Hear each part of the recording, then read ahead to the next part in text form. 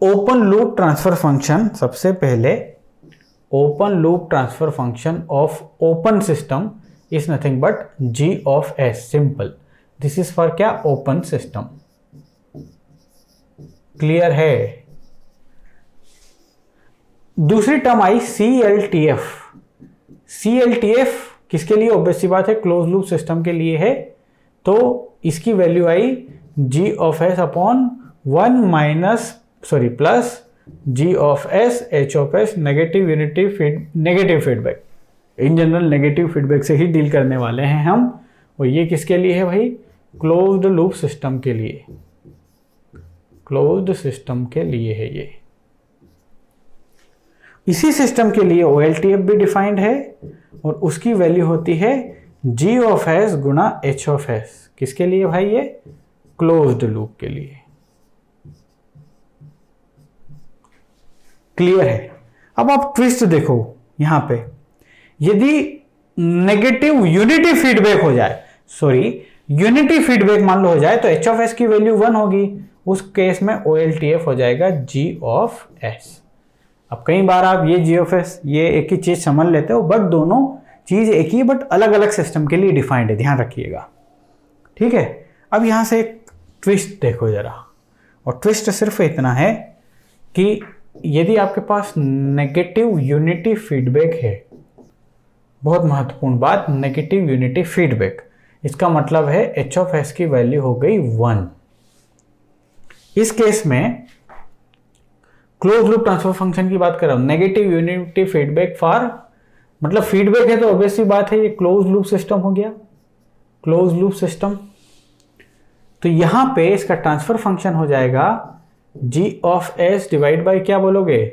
1 plus g of s, h of s की value 1 है। ये क्या है कोई बोलेगा? CLTF है सर। OLTF क्या होता है फिर?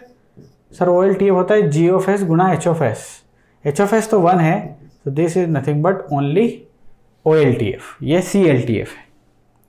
अब यहां से एक मजेदार सी चीज है कि यदि हमारे पास CLTF है, ध्यान से सुनो मैं क्या बोल रहा हूं, यदि हमारे पास CLTF है और CLTF से डायरेक्ट OLTF बनाना है, तो कुछ मत करो, सिंपल सी बात समझ लो,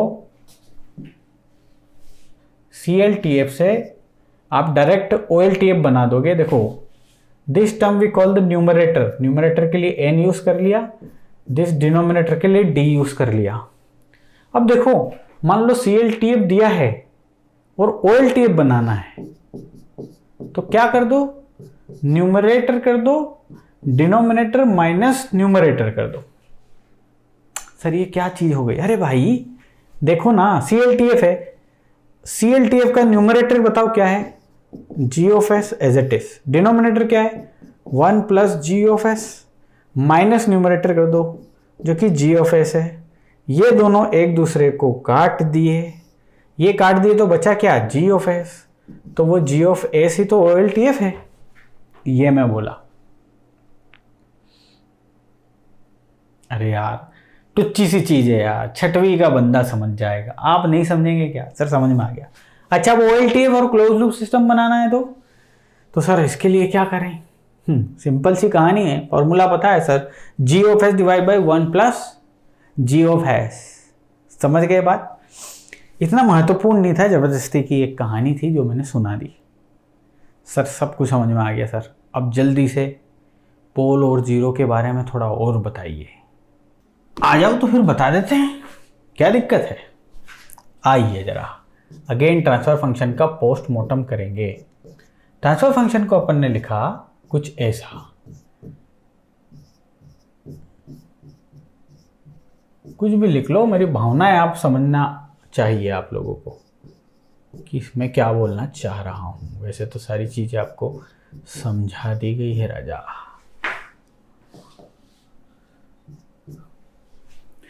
ठीक है जी, देखो जरा ध्यान से, ये है ट्रांसफर फंक्शन। अब ये तो जनरलाइज ट्रांसफर फंक्शन है, मैं आपसे एक नॉर्मल सा ट्रांसफर फंक्शन लिख रहा हूं और जिसमें लिख रहा हूं k s प्लस 2 और ये s +1 एस +3 ये लिखा मैंने। अब मैं यदि आपसे पूछूं कि कितने फाइनाइट पोल एंड कितने फाइनाइट जीरोस हैं, तो आप बोलोगे कि सर इसमें पोल्स जो है ना, नंबर ऑफ पोल्स वो हैं 2। कौन कौन से? S equal to -1, S equal to -3, these are the poles. मैं बोलूँगा शाबाश, कोई दिक्कत नहीं मुझे। मैं आपसे पूछूंगा कि नंबर ऑफ जीरोस कितने हैं, तो आप बोलोगे सर ये है 1 और वो है एस इक्वल टू -2 पे। ठीक है, ये जो पोल्स और जीरोस है ना, ये फाइनाइट हैं, फाइनाइट, जिन्हें आप बता सकते हैं। लेकिन कुछ इनफाइनाइट वाला लोचा भी है। वो क्या है, जरा ध्यान से देखना। इस ट्रांसफर फंक्शन का पोस्टमार्टम कर रहा हूं मैं, ध्यान से देखना। पोस्टमार्टम करते हैं अपन इसका, ठीक है? देखना जरा ध्यान से। हमने बोला कि जीरोस जो हैं वो चीज होती हैं, जीरोस जो है ना वो एस की वो वैल्यूज होती हैं जिसके लिए ट्रांसफर फंक्शन की वैल्यू 0 हो जाए भाई। ट्रांसफर फंक्शन की वैल्यू जिसके लिए 0 हो जाए वो क्या है, जीरोस हैं। तो इस केस में आप देखोगे कि एस की वैल्यू -2 यदि रखते हो ना, तो ट्रांसफर फंक्शन 0 हो जाएगा साहब। तो इसके लिए इसको बोल दिया मैंने, this is nothing but the 0, but this 0 is nothing but the finite 0। ठीक, अब जरा ध्यान से देखना, इस ट्रांसफर फंक्शन में एक और ऐसी वैल्यू है एस की जिसके लिए ट्रांसफर फंक्शन 0 हो सकता है, हो जाएगा 0, और वो एस की वैल्यू है s equal to infinite. Put कीजिए s equal to infinite, put कीजिए ना s equal to infinite. So ये टर्म मान लो चली भी गई। देखो यहां पे करता हूं, ध्यान से देखो। ट्रांसफर फंक्शन लिमिट सोल्व करने का तरीका कुछ इस टाइप से हो गया है। तो फिर तो एस टेंस टू इन्फिनिटी, ऊपर है एस +2, नीचे है s +1, s +3, infinite by infinite. So L Hospital या एल हॉपिटल रूल लगा देंगे यहाँ पे। तो इसका क्या लेंगे हम, इसका डिफरेंशिएशन करेंगे, एस की टर्म उड़ जाएगी यहाँ से और सिर्फ 1 आएगा, और नीचे पक्का एस की टर्म आएगी, जो भी आएगी मैं वो नहीं लिख रहा हूँ, लेकिन फंक्शन ऑफ एस आएगा। अब जैसे ही यहाँ इन्फिनिटी रखोगे एस की जगह, सो 1/∞ और ये हो जाएगा 0। ये ट्रांसफर फंक्शन की वैल्यू 0 हो गई भाई साहब। ट्रांसफर फंक्शन की value S equal to infinity पे भी हो रही है 0, तो एस इक्वल टू इनफाइनाइट पे भी एक 0 है हमारा। तो इसका मतलब ये हो गया कि इस सिस्टम में कंप्लीट 0 की बात करेंगे तो 0 2 है और पोल भी 2 है। तो किसी भी रेशनल ट्रांसफर फंक्शन के लिए जो कि इस टाइप से है, number of pole will be equal to number of 0। All total मैं बोल रहा हूं, नॉट फाइनाइट या इनफाइनाइट की बात नहीं कर रहा, total number of pole will be equal to number of zeros, mathematically जो हमें देखने को मिल रहा है। ठीक, लेकिन फाइनाइट पोल और 0 की बात होगी तो देखिए रहे हमें फाइनाइट पोल और 0 क्या है। तो सर ये कहानी सेम टू सेम पोल के लिए भी रहेगी? जी हाँ, पोल के लिए भी रहेगी। ध्यान से देखो, यदि आपका ट्रांसफर फंक्शन होता के S +1 S +2 divide by S +3। अब मैं बोलता आपको कि नंबर ऑफ पोल्स बताइए, तो आप बोलते सर है ओनली 1 और वो है एस इक्वल टू -3 पे। मैं बोलता नंबर ऑफ जीरोस बताइए, तो आप बोलते 2 और वो है एस इक्वल टू -1 और -2। लेकिन ये फाइनाइट है। ऑल टोटल की यदि बात करें तो एक और पोल एक इन्फिनिटी पे है भाई साहब, इन्फिनिटी पे है। प्रूव करके दिखाएंगे। ओके, पोल वो होता है जहां पे ट्रांसफर फंक्शन की वैल्यू इनफाइनाइट हो जाती है, वही पोल होता है। ठीक है, अच्छा सर, ये यदि पोल होता है तो एस इक्वल टू -3 वो पॉइंट है जहां पे ट्रांसफर फंक्शन की वैल्यू इनफाइनाइट हो रही है, तो ये पोल है।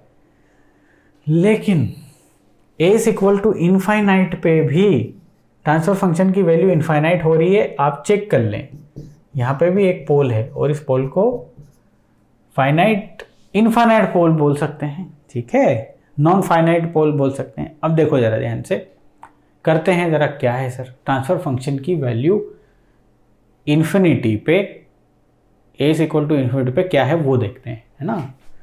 सो transfer function limit s tends to infinite, this is nothing but s plus 1, s plus 2 divided by s plus 3, forget about the constant part, L'Hopital rule लगाएंगे आप, ऊपर पक्का एक s की टर्म आएगी और नीचे कांस्टेंट आएगा भाई।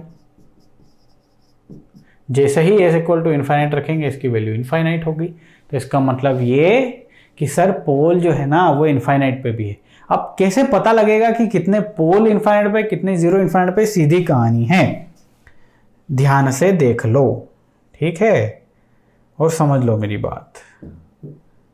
Number of poles at the rate infinite is equal to number of zeros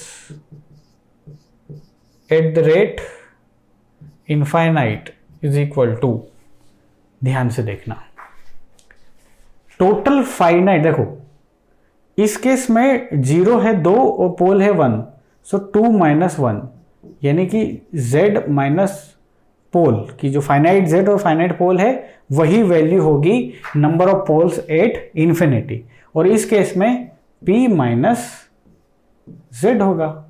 सीधी सी कहानी भाई, नंबर ऑफ जीरो इन्फिनिटी पे होंगे मतलब ऑब्वियस सी बात है पोल ज़्यादा है और जीरो कम है।